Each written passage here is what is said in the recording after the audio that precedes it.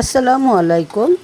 আজকে আমি চিংড়ি মাছ দিয়ে ধুন্দুল আর আলু দিয়ে রান্না করব, আপনাদের সাথে শেয়ার করব। আপনারা দেখেন, প্রথমে চুলায় কড়াই বসিয়ে দিয়ে তেল দিয়ে দিলাম।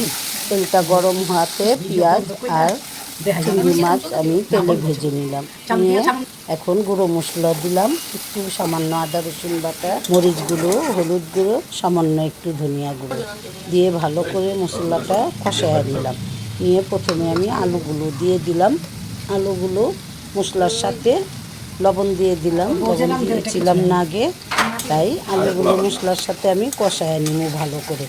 কষানো হলে আমি ধুন্দুল কেটে ধুয়ে রেখেছি, ওগুলো দিয়ে দিব। সামান্য একটু পানি দিলাম, দিয়ে আবারও ভালো করে নেড়ে চেড়ে ঢাকনা দিয়ে ঢেকে দিলাম। ঢাকনাটা খুলে এখন আমি সবগুলো ধুন্দুল দিয়ে দিলাম, দিয়ে ভালো করে নেড়ে চেড়ে আবারও ঢাকনা দিয়ে ঢেকে দিলাম। দেখেন, ধুন্দুল সব গলে গিয়েছে। এখন নেড়ে চেড়ে আমি নতুন ধনিয়া পাতা, ওইটা আমরা বলি বিলাতি ধনিয়া পাতা, ওটা দেশি ধনিয়া পাতাটা দিয়ে দিব।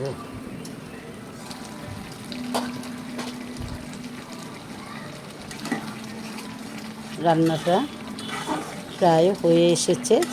এখন ধনিয়া পাতা দিয়ে আমি চুলাটা বন্ধ করে দিব। যদি আপনাদের কাছে আমার রান্নার ভিডিও ভালো লাগে তাহলে লাইক কমেন্ট শেয়ার দিয়ে পাশে থাকবেন। ইনশাল্লাহ আমিও আপনাদের পাশে থাকব।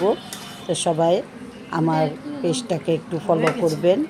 আল্লাহ হাফেজ।